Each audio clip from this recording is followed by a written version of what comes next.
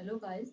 कल तक हम सेंट्रोसोम तक कोशिका के अंग के बारे में पढ़े थे। आज हम एंडोप्लाज्मिक रेटिकुलम के बारे में पढ़ेंगे। इसे हिंदी में हम अंतःप्रदब्ध जालिका कहते हैं। यह जो अंतःप्रदब्ध जालिका होता है हमारे शरीर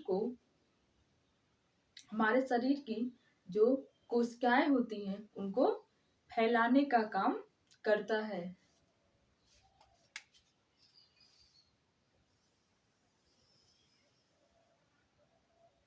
कोशिका जैसे हम पढ़े थे माइटोकॉन्ड्रिया के बारे में, गाल्गी काय के बारे में, वैक्यूल्स, सेंट्रोसोम,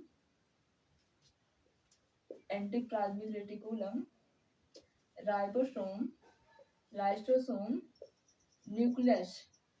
तो हम पढ़े थे माइटोकॉन्ड्रिया का कार्य है ऊर्जा बनाना और गाल्गी काय का कार्य है ऊर्जा का परिवहन करना।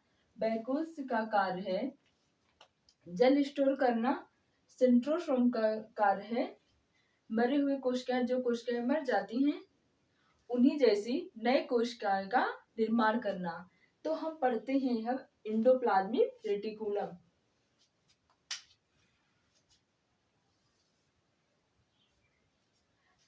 एंडोप्लाज्मिक रेटिकुलम को हिंदी में अंतःप्रदब्ध जालिका कहते हैं।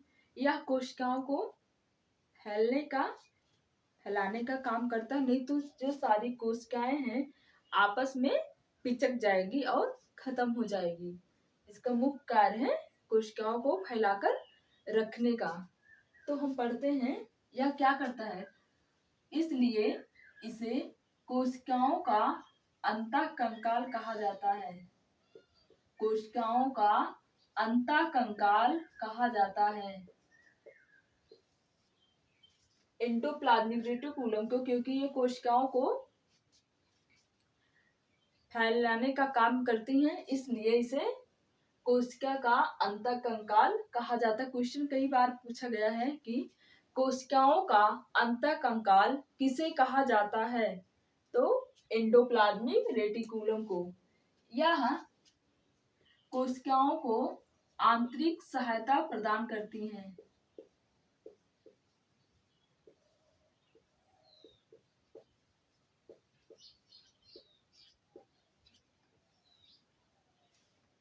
कोशिकाओं को आंतरिक सहायता प्रदान करती हैं। एंडोप्लाज्मिक रेटिकुलम 2 टाइप्स का होता है। 2 टाइप्स का होता है। Number 1 smooth endoplasmic reticulum. Smooth endoplasmic reticulum. Number 2 rough endoplasmic reticulum. जो स्मूथ एंडोप्लाज्मिक रेटिकुलम होता है यह वसा निर्माण करता है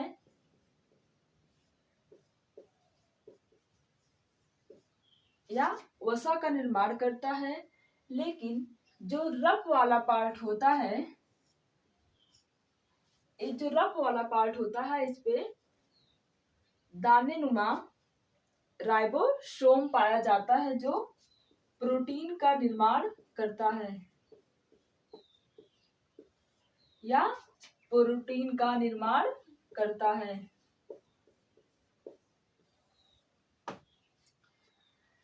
अगर हम बात करें कि प्रोटीन का निर्माण कहाँ होता है, तो प्रोटीन का निर्माण एंडोप्लाज्मिक रेटिकुलम के रफ पार्ट में जो राइबोसोम का दानेनुमा संरचना पाई जाती है, जो राइबोसोम पाया जाता है वो प्रोटीन का निर्माण करता है।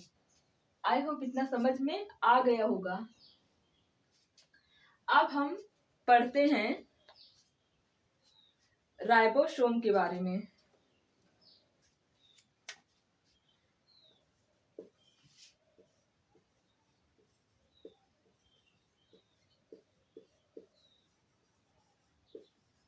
राइबोसोम की खोज पैलाडे ने किया था। एलाडे ने किया था।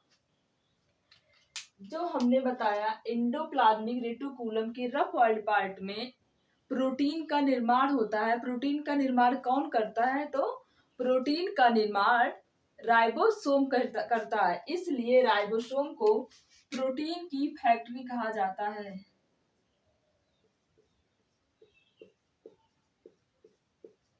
प्रोटीन फैक्ट्री कहा जाता है।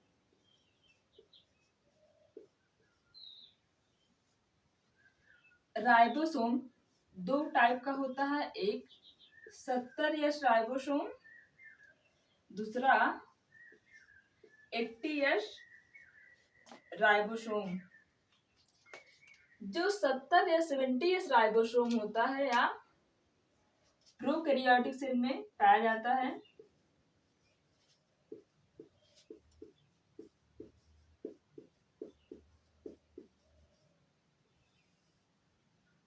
प्रोकैरियोटिक सेल कोशिका में पाया जाता है।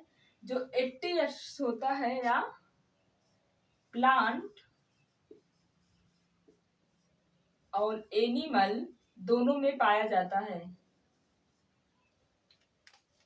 अगर हम बात करें कि प्लांट और एनिमल में कौन सा राइबोसोम पाया जाता है, ज्यादा हमें प्रोटीन की आवश्यकता होती है, तो 80S राइबोसोम पाया जाता है।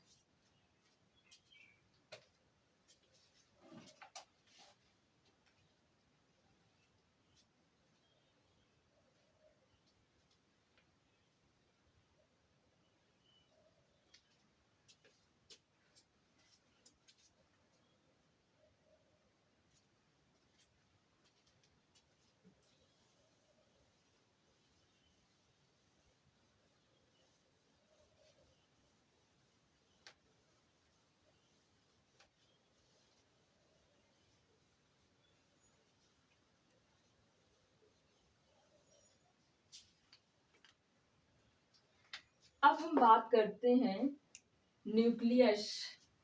न्यूक्लियस को केंद्रक कहते हैं। केंद्रक कहते हैं।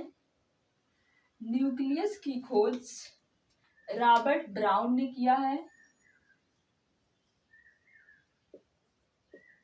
रॉबर्ट ब्राउन ने किया है।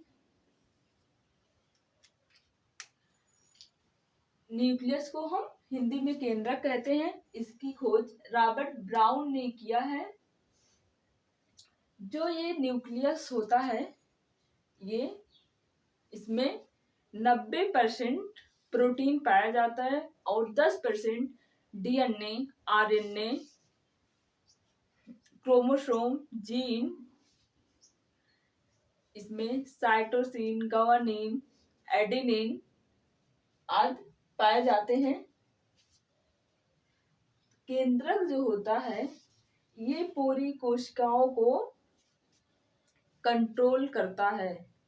पूरी कोशिकाओं को कमांड देता है कि हाँ, ये काम इस जगह ऐसे करना है। लेकिन फिर दूसरा हम देखते हैं लाइसोसोम।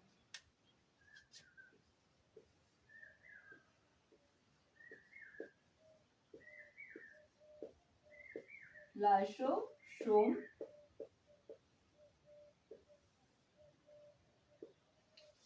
लाइसोसोम को की खोज डी डूबे ने किया था।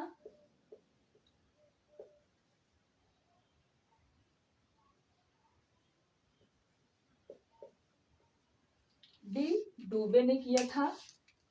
लाइसोसोम में एक एंजाइम पाया जाता है जिसे हाइड्रोलाइटिक एंजाइम कहते हैं। हाइड्रोलाइटिक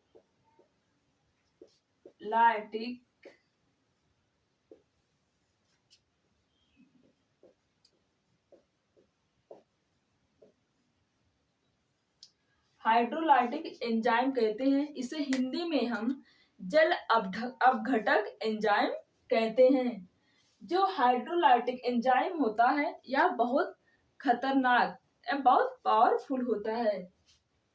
ये जो कोशिकाएं मर जाती हैं, ये कोशिकाओं की सफाई करने का काम करता है।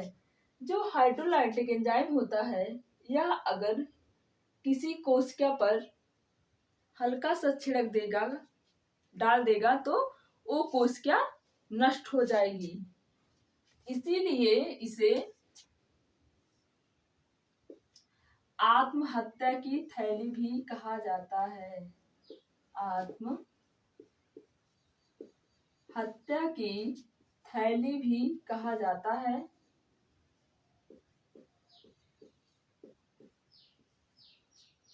या इसे एटम बम के नाम से जाना जाता है। एटम बम के नाम से जाना जाता है।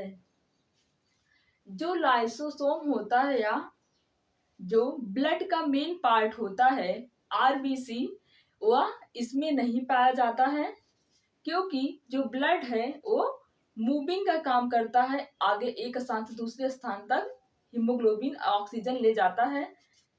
अगर उसमें लाइसोसोम पाया जाएगा तो क्या होगा कि अगर कोई अच्छी कोशिका है, उस पर हल्का सा जो इसमें हाइड्रोलाइटिक एंजाइम है वह छिड़क देगा, उसमें पड़ जाएगी, तो वो कोशिका नष्ट हो जाएगी। इसीलिए जो आरबीसी होता है उसका 120 दिन में आरबीसी जो हमारा होता है वो खराब हो जाता है।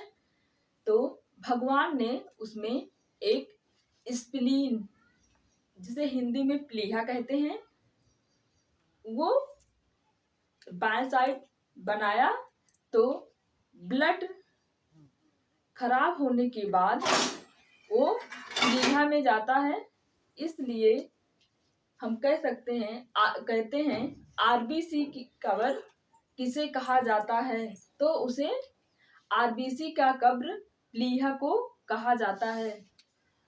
अब हम बात करते हैं, जो ये कोशिका है, इस कोशिका में हम दौड़ेंगे या कोई काम कर रहे हैं, तेजी से कर रहे हैं, तो क्या ये सारी कोशिका आपस में टकराकर नष्ट भी हो सकती हैं, टूट फूट भी सकती हैं।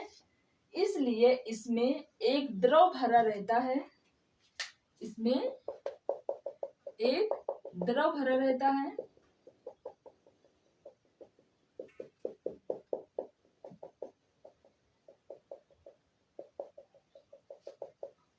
इस द्रव को हम कोशिका द्रव कहते हैं। कोशिका द्रव कहते हैं। और न्यूक्लियस में एक द्रव भरा रहता है, जिसे हम केंद्रिका द्रव कहते हैं।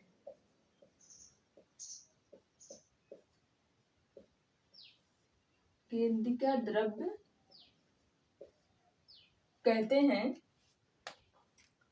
कुछ वैज्ञानिक ने सारी कोशिकाओं को देखा, फिर उसमें धीरे धीरे खोज करने लगे कि सबसे महत्वपूर्ण कोशिका अंग इसमें कौन सा है। तब उसमें पुरकेंजे जैसे कुछ वैज्ञानिक थे, जिन्होंने इंजेक्शन के थ्रू जो कोशिका द्रव होता है उसे पूरा बाहर निकाल लिए।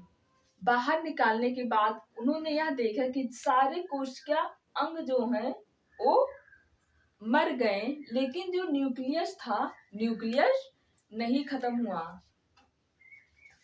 तो न्यूक्लियस में, क्योंकि लोग न्यूक्लियस में अपना खुद का द्रव था, इसलिए जो हमारा न्यूक्लियस था वो खत्म नहीं हुआ।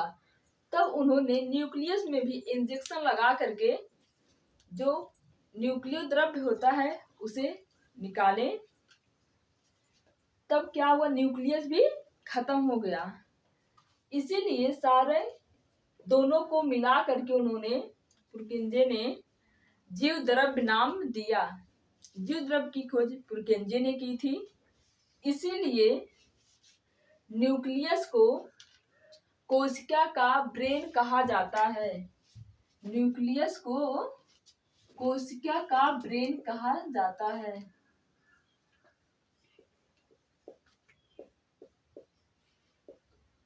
कोशिका का ब्रेन कहा जाता है।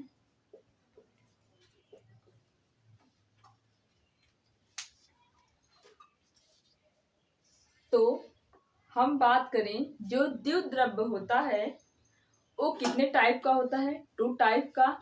नंबर 1 केंद्रीय द्रव, नंबर 2 कोशिकीय द्रव्य। कोशिकीय द्रव्य और केंद्रीय द्रव्य को आपस में मिला करके अगर जोड़ दे उसे द्युत द्रव्य के नाम से जाना जाता है। हक्सले ने द्युत द्रव्य को जीवन का आधार बताया था। आज के लिए इतना ही। आगे की क्लास हम अगले वीडियो में करते हैं।